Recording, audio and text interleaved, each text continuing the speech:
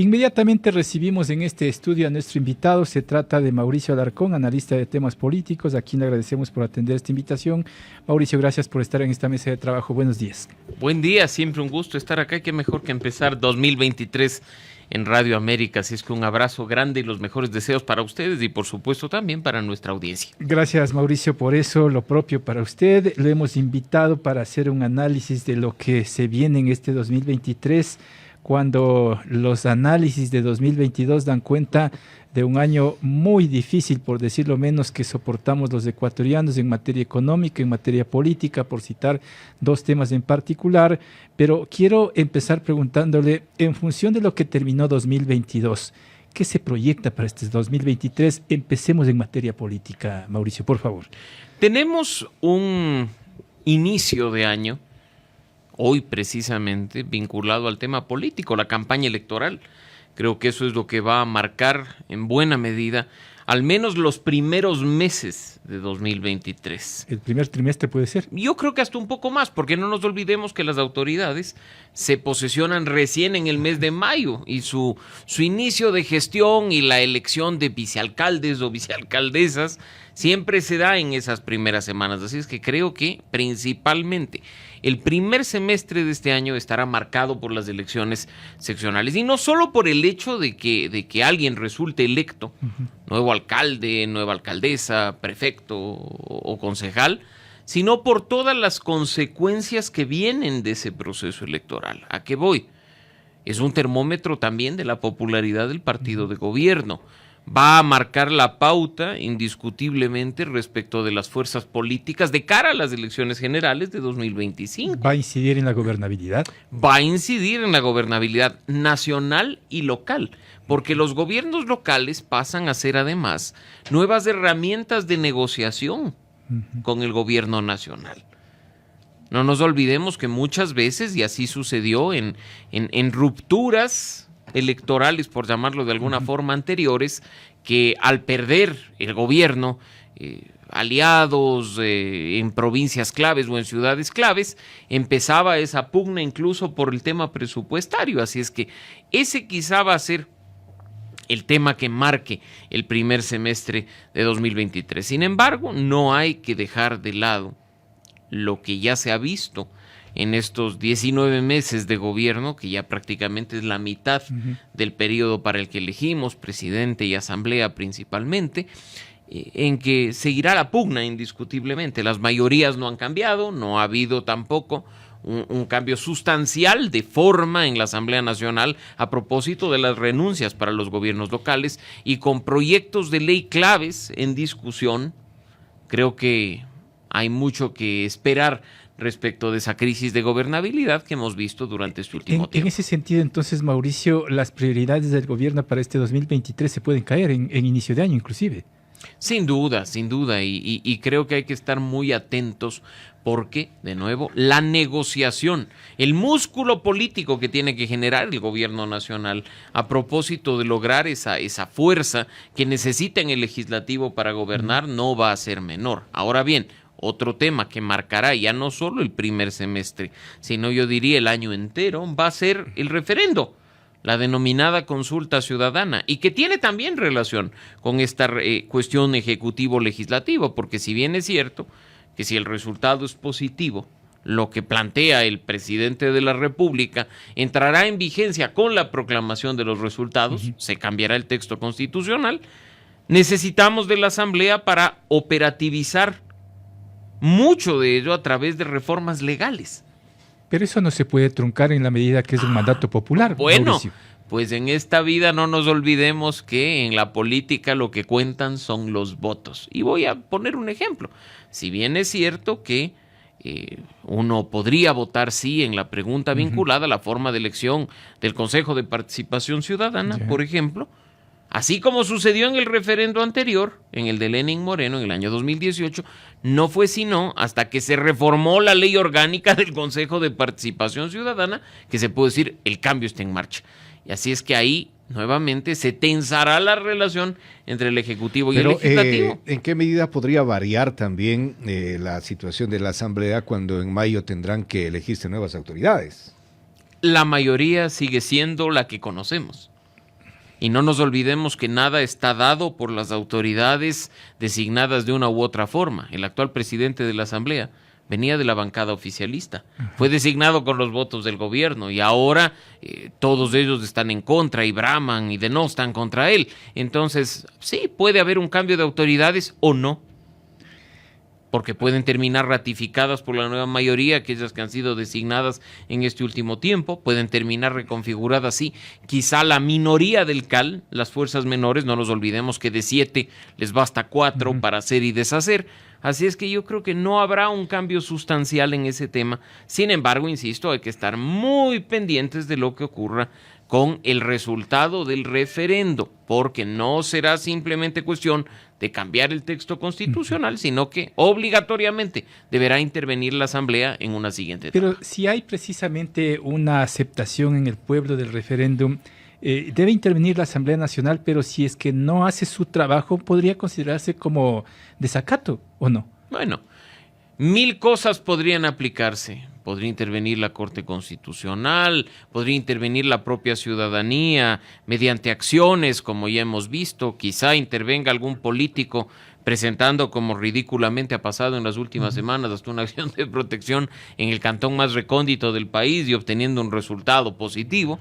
Pero lo cierto es que la realidad es innegable. E independientemente del mandato que pueda plasmarse en las urnas, la Asamblea Nacional tiene que intervenir en ese proceso de reforma. Si efectivamente existiría representatividad de los ecuatorianos en la Asamblea Nacional, los legisladores lo que harían es activar rápidamente un proceso que permita poner el mandato de la ciudadanía en marcha.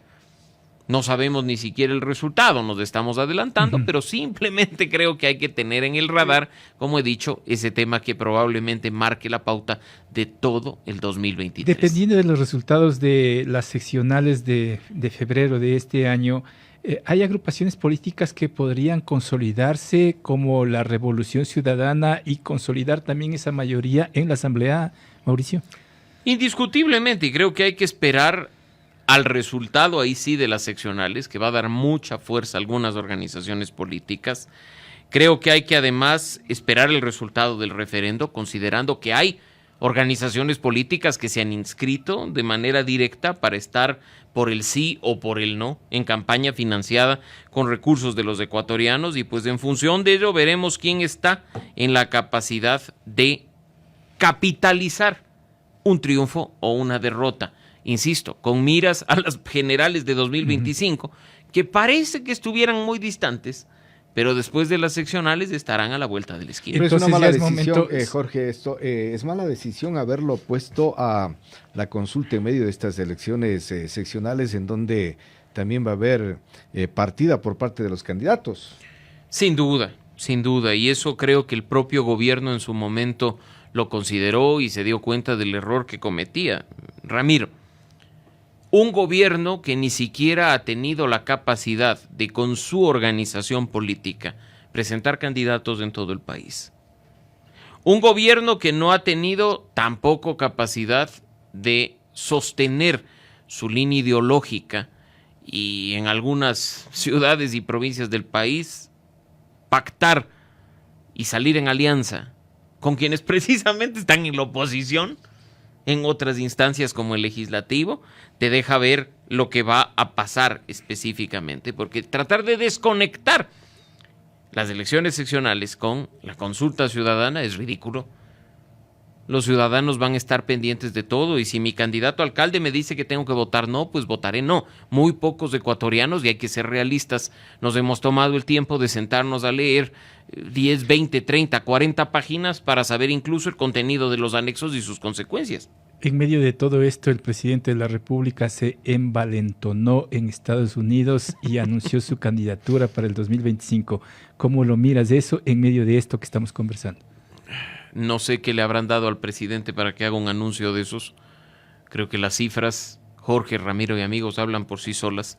En este momento, la prioridad del presidente Lasso y del gobierno nacional debería ser terminar este mandato de la mejor manera, mejorar sus cifras de credibilidad, de aceptación y de confianza ciudadana, y plasmar finalmente ese plan de gobierno que hasta el momento tiene muchísimas tareas pendientes. Y para mejorar esas cifras, ¿qué hay que hacer urgentemente? ¿Cambiar su modelo de gestión en su totalidad o solamente algunas cosas?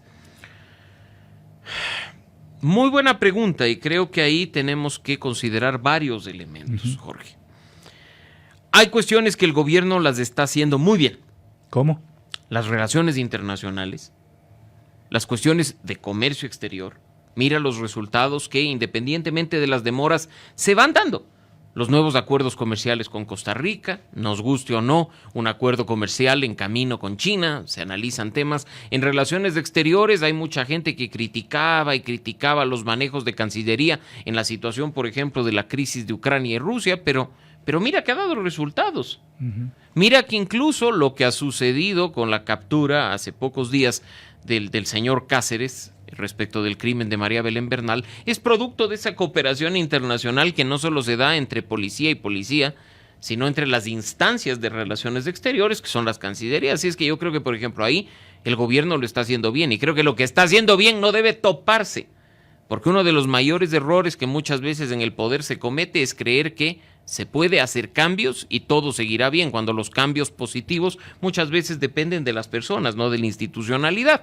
Y más bien corregir mediante evaluación lo que se está haciendo mal, lo que está haciendo deficiente, no por capricho del presidente o de quienes están a su alrededor, sostener a figuras políticas que ni siquiera están en el radar y en el conocimiento del ecuatoriano. Hay que oxigenar el gabinete. Pero entonces. por supuesto que sí, pero no oxigenar por el simple hecho de hacerlo. ¿Pero en qué sector? Sino a través de evaluación de resultados. Yo creo que hay muchos ministerios en los cuales se tiene que evaluar los resultados. Frente económico, social, político. Yo creo que todos ellos. Tiene que haber una evaluación real.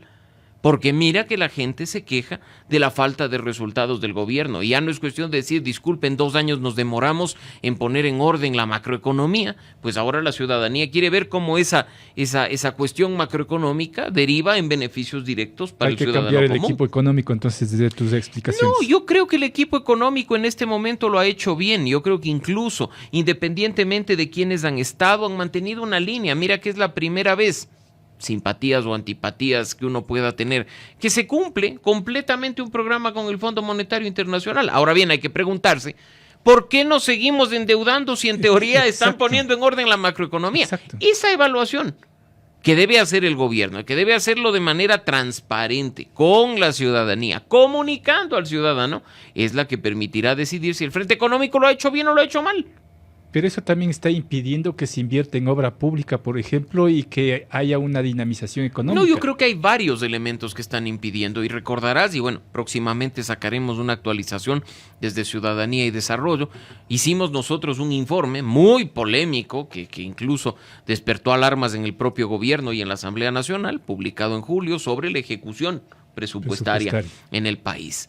Y pues ahí hay cifras que dejaban ver que habían bajísimos niveles de ejecución presupuestaria, como tú bien dices, en inversión, en obra pública, pero ya escudriñando un poco, periodistas de medios aliados que decidieron ir más allá de la mera cifra presentada por nosotros, llegaban a conclusiones tan sorprendentes como que en ministerios, por ejemplo, varios funcionarios se negaban a firmar cuestiones para poder invertir y hacer gasto o crear infraestructura, obra pública, por terror a la Contraloría.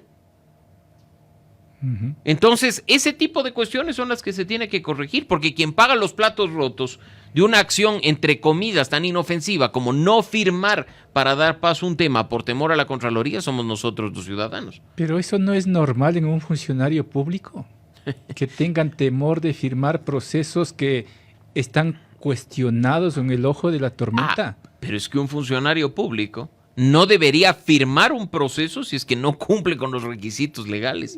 Por eso si es que no ha seguido los procedimientos.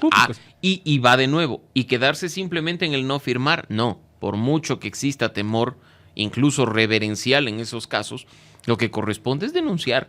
Si yo no firmo porque me huele mal el proceso, denuncie. Denuncie para que las autoridades intervengan, para que los procesos vuelvan a iniciar y se enderecen. Caso contrario, después votarán al funcionario que no firma, se conseguirán otro funcionario firmón y sacarán adelante el tema. Y después también quien paga las consecuencias de la corrupción es ciudadano común. Exacto, pero la cuerda se rompe siempre por el lado más flojo. Mauricio, Totalmente tú acabas de acuerdo, decir lo mismo. Totalmente es decir, de acuerdo. un funcionario, un servidor público no quiere firmar, lo cambian, viene un firmón como tú dices, firma y no pasa nada y todo sigue tapado. Así Entonces, es. ¿cuál es el cambio que tenemos Pero que es hacer? que lo que tenemos... Entiendo que desde las cabezas. Exactamente. Y esa es la cuestión, que no nos venga tampoco el gobierno a decir que todo está perfecto, que no ha habido casos de corrupción, que no. La realidad es innegable. Y yo creo que un gobierno maduro, sensato, que escucha a la ciudadanía, tiene que permanentemente evaluar a sus funcionarios. Me refiero a esos del nivel más alto, para tomar decisiones. No es una señal de inmadurez cambiar ministros. No es una señal de debilidad cambiar ministros cuando muchas veces es necesario hacerlo. Pero, ¿y estos cambios deberían aperturarse para personalidades de un espectro más amplio del que se ha manejado actualmente el gobierno? Mira, yo creo, Ramiro, que en nuestro país estamos muy lejos de alcanzar los niveles de madurez política que otros países latinoamericanos tienen. Mucha gente en redes sociales, precisamente el día antes de ayer, a propósito de la asunción en Brasil de Lula por tercera vez a la presidencia, decían qué símbolo de madurez política el que el presidente de Uruguay, una persona de centro derecha, acuda no acompañado de todos sus ministros, sino que acuda acompañado de dos expresidentes de tendencias políticas distintas, porque son amigos de Lula, porque siempre... No. Aquí necesitamos un grado de madurez para poder conformar equipos de trabajo que vayan incluso por fuera de las ideologías con la gente que es crítica al gobierno. Eso no significa repartir los gobiernos. No, pero es que no se trata... Cuando hay principios y cuando hay planes claros, hojas de ruta definidas, no estás repartiendo nada. Tú estás trazando la cancha, estás dando órdenes de lo que se tiene que hacer y pues que el que calce en el tema lo haga. Para que la ciudadanía entienda un poco mejor este tema de que hay que escoger independientemente de las ideologías a los mejores, es decir, que un gobierno puede gobernar, un gobierno de izquierda, pongamos un ejemplo, un gobierno de izquierda puede gobernar con funcionarios, llámense ministros o secretarios de derecha, de centro, de izquierda, de todo índole ideológica. Pero mira tú que un gobierno que se decía de izquierda, el Rafael Correa, tuvo ministros de derecha, diestra y siniestra, pues. Y se supone que dio buenos resultados, porque era gente que conocía de X y Z. Por eso digo, será la ciudadanía la que saque las conclusiones. Pero al menos ideológicamente no había una sola línea. En ciertas áreas o en ciertas cuestiones sí había una línea radical de izquierda, pero en otras tantas no se le acusó incluso al gobierno de Rafael Correa de derechizarse. Entonces yo creo que ahí hay que tener muy en cuenta este tipo de cuestiones para poder generar en estos 2 años que quedan, no acuerdos que destraben el tema de la asamblea o reparto de ministerios y de cargos en función de ello, sino el mejor panorama posible para ejecutar un plan de gobierno que lamentablemente no ha terminado de despegar 19 meses después. ¿Está a tiempo de hacer cambios? Nunca es tarde.